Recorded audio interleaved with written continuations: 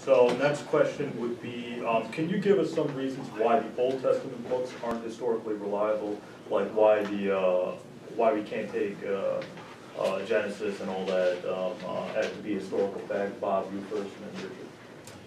Well, the thing that, a lot of stuff like Adam and Eve is so obviously symbolic. I remember Clark Pinnock, an evangelical theologian, said, when you got a story and the main character his name means man, you gotta wonder if this is even, if anybody ever thought in the ancient world that this was literally true.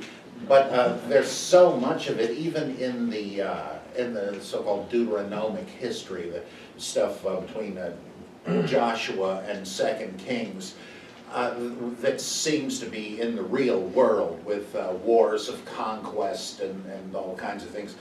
A lot of that is novelistic. The descriptions focus on scenes of characters saying this to one another and doing that to one another, not the kind of thing that anybody records in history. It's all fiction writing.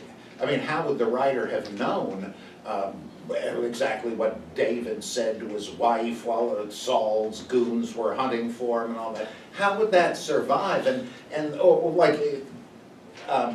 I like what Gunkel said about the stories of Abraham and Sarah. He says, look, according to the Bible, the Israelites are in Egypt for 4 centuries, and we hear nothing about it. But somehow, in the days before that, they remembered exactly what Abraham and Sarah said to each other having arguments. That's absurd. But then later on, when you get to stuff that does sound like there's some history to it, with the kings of Israel and Judah, Jehoshaphat and Ahab and all these people. And by the way, it never says anything about jumping with Jehoshaphat. This stuff is also novelistic, and but the thing that really kills it is the archaeological problem. You always hear from apologists who are totally out of date on this, that the Bible is backed up by archaeological discovery. Now, that's like what Constantine's mother did, sending researchers to the Middle East to find the true cross and the true tomb and the spear of Longinus and stuff. They found a tomb, it's Jesus' tomb. It's pin the tail on the archaeological site. That's what these guys like William F. Albright did. They were trying to find stuff. Oh, city near the Dead Sea, must be Sodom, and so forth. Once you actually did strict archaeology like Thomas L. Thompson and others have done, it just falls apart. Like there's no evidence of a Temple of Solomon. What happened to it? I mean, did God send angels with vacuum cleaners down to get all the ruins of it up? I mean, they say, oh, we found a little pomegranate-shaped nodule that had been on top of a fence post or something in the temple. That's all? I mean, isn't that sort of the exception that proves the rule? What happened to the rest of it? It's on a level with saying Satan planted dinosaur bones to throw us off the track. And there weren't enough people in the area of Judea to have a monarchy there. There's no evidence that there ever was a Judean monarchy until like the time of the Hasmoneans. There was an Israelite monarchy in the north, but it never had anything to do with Judah in the south, which was more of a kind of distribution network for olive oil that was a major product down there. And so it's like King Arthur and Camelot and Avalon and all of that. There would have to be evidence, or the Exodus. Pick any hypothetical route you want from Egypt across the Sinai. There are about 3 major theoretical ones.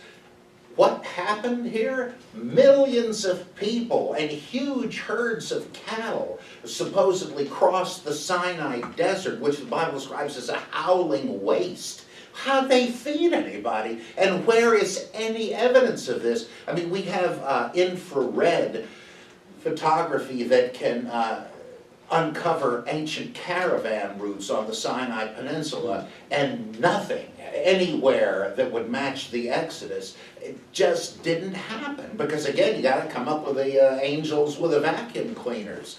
It's like they're vacuuming up the ticker tape parade or something. There's just no evidence where there would have to be evidence. And so the whole thing appears to be a kind of a national epic.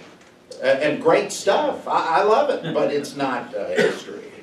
Richard? It's the Jewish Homer, right? So, Yeah. like, you know, you can say, well, we found a city in Troy that was burned down roughly around the time when the Trojan War was said to have happened, but that doesn't mean anything written in Homer is actually what happened. Especially since we know, like, Homer, for example, if you read the Iliad, there are random scenes mixed in and out of these characters interacting throughout the course of the book, in which, in one part, they're actually using iron weapons and wearing iron armor, and then another using bronze weapons wearing bronze armor. So Homer was written over so many centuries that it literally went from the Bronze Age to the Iron Age. So clearly this all didn't happen at the same time, right?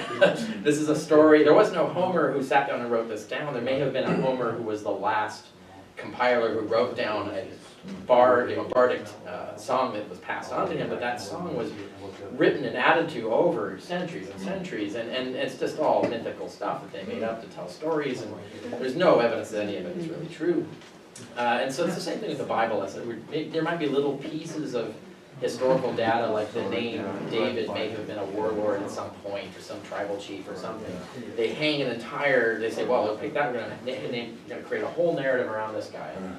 And the reason we know this is plausible is because they kept doing it. There's this thing, a lot of people don't know this, in the 1st century AD, there's this book called the Biblical Antiquities that some bunch of Jewish writers wrote. And they picked all these minor characters in the Bible that, you know, hardly have any stories about them, and then it fleshed out entire stories for them. And suddenly they have magical knowledge of this in the 1st century AD. It's like, oh, so-and-so, we're going to write a whole narrative about this. And they wrote whole lives of Moses that expanded on the story of Moses, and so they kept doing these things. They would pick like one little thing and write a whole thing about it. And it's funny because like today we would call that fan fiction. My favorite fan fiction is Enoch, right? So there's one line in Genesis where it says, and then the Watchers came down from outer space and had sex with women, and then there were these weird creatures, you know, the Nephilim. And then it moves on. This is one line, and it moves on, and then moving on, and then any normal reader does it. Whoa, hold on, what? And so someone picked that line and invented an entire book of the Bible to spell it out. So what does that mean? And they told this whole story about these angels having sex with women and teaching them sorcery, and that's how sorcery got into the world. And cosmetics. And cosmetics, yes, sorcery and cosmetics. And science, incidentally. So all these evil things. And so someone did this whole fan fiction thing, created the Book of Enoch, and Christianity was using, when the first Christians started, they were using the Book of Enoch as scripture. It was part of their holy scripture. A lot of their religion is built out of the ideas and concepts in the Book of Enoch. So, and that's not in our Old Testament. We forget that. We think like the Christians were only using the Old Testament as we have it today, and that's not the case. Their collection of scriptures were weirder and different and broader. And there still is in Ethiopia.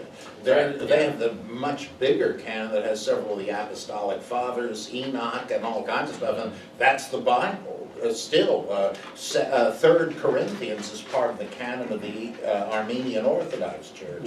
So what is the Bible? Yeah. Okay.